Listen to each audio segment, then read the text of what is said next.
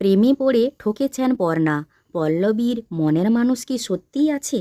ভালোবাসার প্রতারণা ভুলে পল্লবী কি খুঁজবে নতুন পথ? জবার ইমেজ ভেঙে এখন একটু একটু করে পর্ণা হয়ে উঠেছেন পল্লবী শর্মা।